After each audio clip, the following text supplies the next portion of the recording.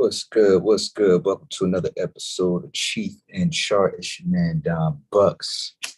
This is brought to you by Rapido, the home of money conversations, where we talk all things black wealth. This particular show, we talk about options trading, which are one of the solutions of this black wealth enigma. So this episode is called Mac B2. The trend is your friend. Mac B2 is what I'm cheaping today. So yeah, if this is your first time tapping in, make sure you hit the like, subscribe, and notification bell if options trading is your thing. So if y'all was tapped in yesterday, we was licking our wounds, man. I'm saying we, because this is our account that we running up to 1 million. Yeah, y'all heard me right. We're running this account to 1 million using swing trading options. So took a downturn on my play. I was on the wrong side of the market, tad bit overexposed, lost about almost half the account on this trade. This is why you need to not over leverage, right? Don't over leverage and don't overexpose yourself. Because I kind of felt like that yesterday. And I knew I was going to make it back because I told y'all prior episodes, you see a mistake, you make a mistake, you correct it immediately. But before I get into all that, I like to do a little rant from time to time, but never be afraid to be yourself. Never be afraid to be yourself.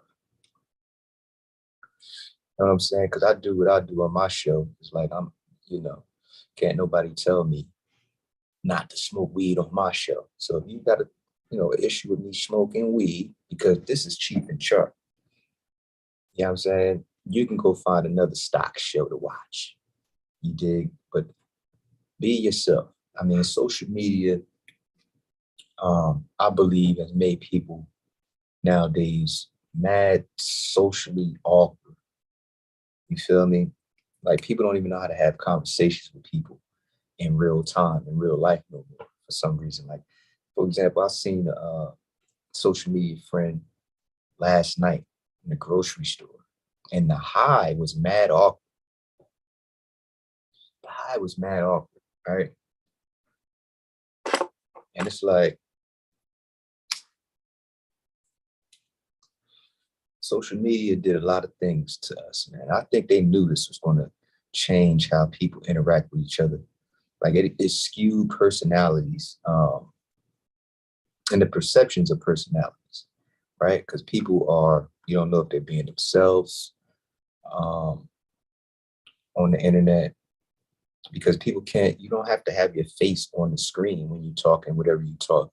So people are more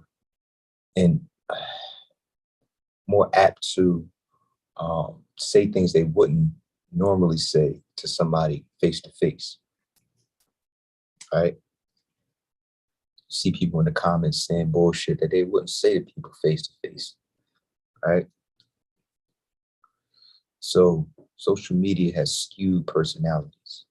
So not only has it skewed the personalities, but now it's skewing the way we view the personalities. It's a whole big mind fuck going on, right? So just take, for example, a comment. A comment can be taken out of context.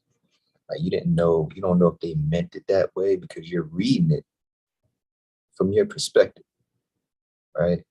So you don't know if they mean it in a negative connotation, So it threw a whole nother loop in this Rubik's Cube of life that we already trying to understand. But now social media threw a whole nother curveball in there. It's like, you don't know how people are really coming, right? So people will judge you before they even see you in real life. based off of a comment that they may have taken out of context, or a post that they may have taken out of context, and be like, oh, this must be how he is in real life, right? So don't let social media or the internet turn you into a robot, and you only know how to type, you don't know how to interact with other human beings. Like, don't let it do that, man. And I think they know, the powers that be, the creators of this whole shit. They knew, like, they study everything. They know what it was going to do to people, and people, for the most part, don't look deep into things, right? So they play on the ignorance of the masses, not necessarily because people are stupid. It's just because they choose not to look behind the curtain, that sometimes is not even a curtain there, right? To look at it with the introspecting eye. Like, no one, people only look at things from the surface, majority, right? But don't let social media turn you into a robot, man. Um, yeah. So I'm off my soapbox. That's my little spiel. But yesterday, let's get to this chart. So yesterday, we was trying to figure out, with, instead of this testing and continuing down, this red bar, because it fell through, and we thought it was going to test and keep going down. But yesterday was episode was called Test Failure, or Failure Test. That's what we got to be on the lookout for, when something um, retraces and tests a support level that, or now it's resistance, that had just got broken. You have to be on the lookout for that. So if you're entering on a pullback, your stop should be, somewhere where the market should not go if it retraces. So I figured out where I decided. So if I go back to the trading time frame, I was like, where were we? So today's the 4th. So we were right. It's the 3rd. All right. So yeah, that was Friday. So Monday, it bust through. And my thing was, if it goes past here, I'm out. And lo and behold, it went past there. So you have to know where this is part of knowing what you, where you getting in and where you getting out ahead of time. You have to decide that ahead of time and stick to your guns. There's no sense of trying to hang in the trade and take an unnecessary loss.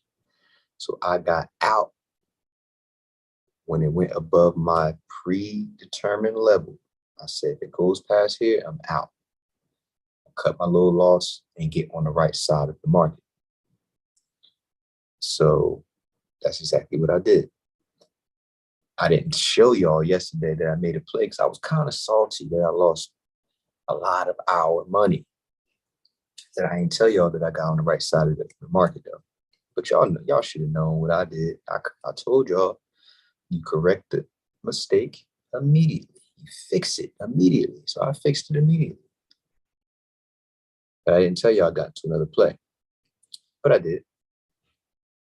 So I got out, and because we was trying to decide, was did the because we know we have new high in the MACD here, right? That's why I said I'm getting out. It went through. Not only did it go through, but it kept going. And I seen that this MACD kept going up. So I said, I'm getting out right here. Getting out. So I got out, and I got on the other side of the market because, here's a momentum divergence. New high in the MACD with weakness in the bar. plus on the daily, I'm looking like, remember yesterday we was like, is this turning? It's not a noticeable Mac new high, but but it's not going straight down anymore, right? But on the trading time frame is clearly a new high in the MACD. So I went with this. I said, that one is inconclusive. It's not saying yay or nay. So I decided to go inside the trading time frame to look inside of it. And lo and behold, you have a momentum divergence. So what's the bar there? What's the gem there? You can't see what you need to see in that time frame. Drop down to the related. Can't see anything there. Drop down another time frame until you're able to see something. So it's not overextended on the daily. It's not overextended to the downside or the upside. So that's a key factor. So this basically represents an entry. Because yeah, it's outside of the Bollinger Band. So you want to, get some of this weakness to continue upwards. So yeah, it's gonna come back. So that, that's a recipe for a pullback anyway, outside of the Bollinger Band. So I caught this weakness, position for calls yesterday. No, where was it? Here, right here. Position for calls yesterday. So this morning, took profit here and waited for it to pull back.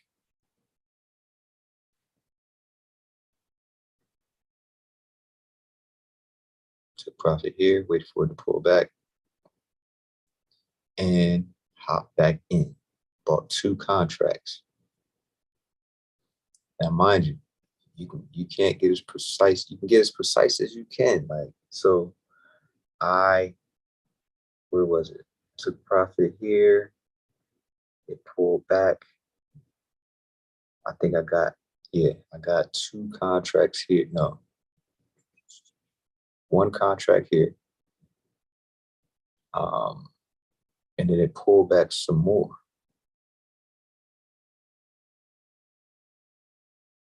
Now, mind you, I'm describing what I was doing with my stock in the opposite, because my stock is in opposition to the SPY. So if I was playing the SPY, this is how I would play the SPY. But I'm going to show you what I did in my stock, which is basically what I'm showing you here, but in reverse. So waited for the pullback, got another contract. So now I averaged down. That's called averaging down. So I paid $91 for the contract here. When it got here, they were 80 something, 70 something, 70 something on another one. So the price between the two brought the average price down to 85. So now I didn't pay 91 for the contract. I paid 85, but now I have 2 of them. So I knew it was going to go back up. I was just buying more contracts for cheaper. Now when it went back up, because I'm taking it to the next level. So this is level 1. This is level 1. So I took profit. I sold because I only want 1 contract. I don't want to be overexposed. I want to have too much money on the table. So when it went back up, I sold the extra one I bought for 87. Because remember, I told you I bought the second, which brought my average price for both of them 85, right? Instead of 91. So then when it goes back up, right, to 87, I sold one. So now I made $2 on averaging down. So now I have the one left for 80, that still at 85, because my average price is $85. So I'm still in the play, fresh contract for cheaper, because I averaged down, and then when it started going back up, I sold it for a couple dollars. But now I still have the one remaining that's worth 85. So I got it for cheaper. So now it's in profit faster. Hopefully that's making sense. But that's the beauty of averaging down when the play is still intact. So here's mine. So as the SPY goes up, mine goes down. So let me break mine down. Same thing, it's just in reverse.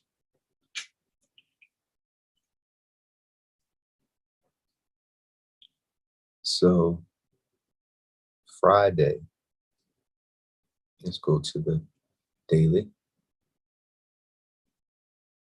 So where's Friday? 30th. So here's mine. On the SPY,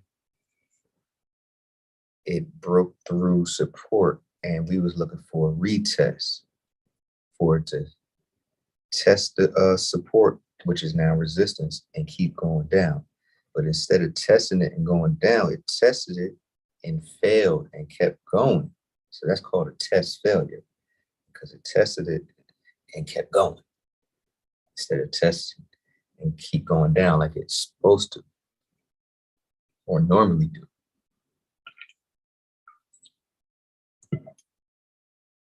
But instead, on mine, I'm thinking, being that it broke through a resistance, supposed to test it, come back down and test it, you see?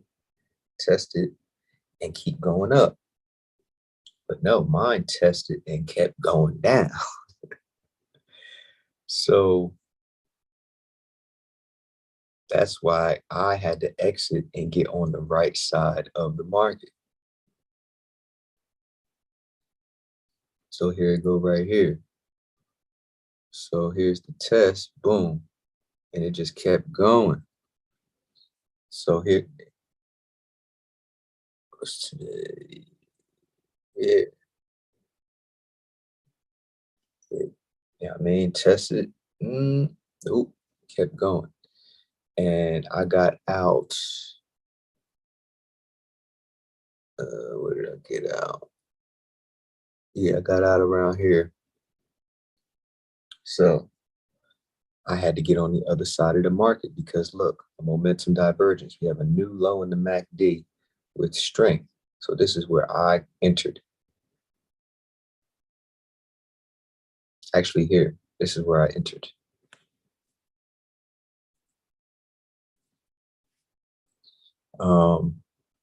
I said, all right, well, shit, I took my little loss. Well, it wasn't a little loss.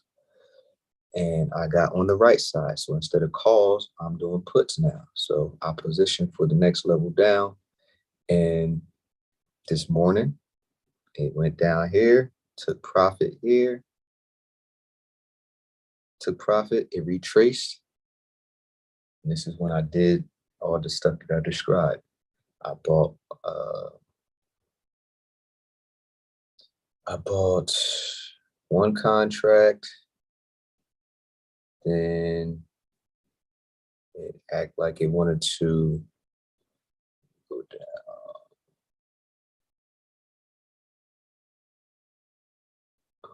It's supposed to be going down.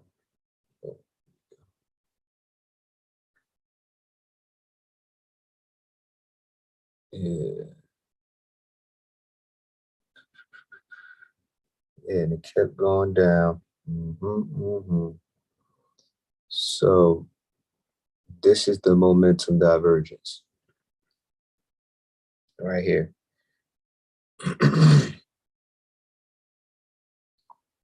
This is where the momentum divergence got created.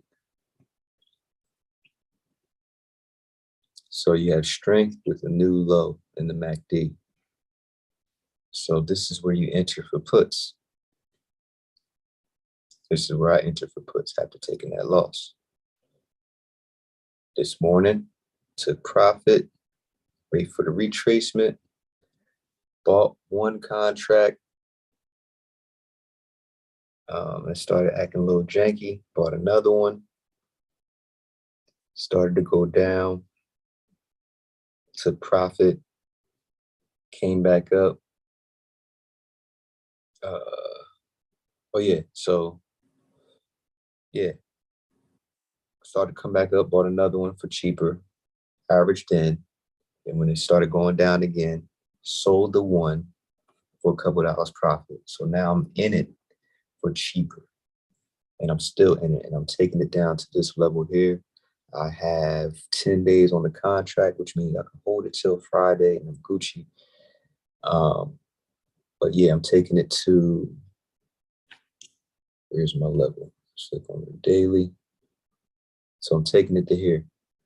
My strike price. Let me just show y'all. Just show y'all.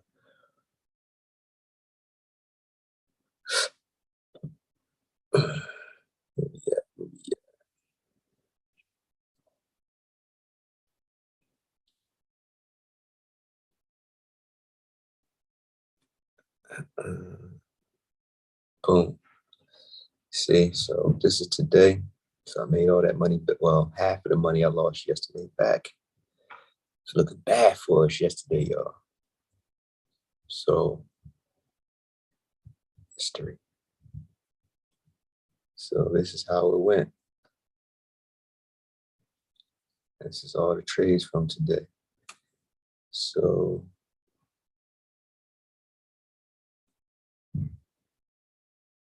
yesterday, bought two, right? For 28 a piece. So that makes it what, 56 total for two contracts. This morning, 10-4, sold one of them. So I'm basically playing with house money by selling one contract. So that, because that basically equal the cost of the two.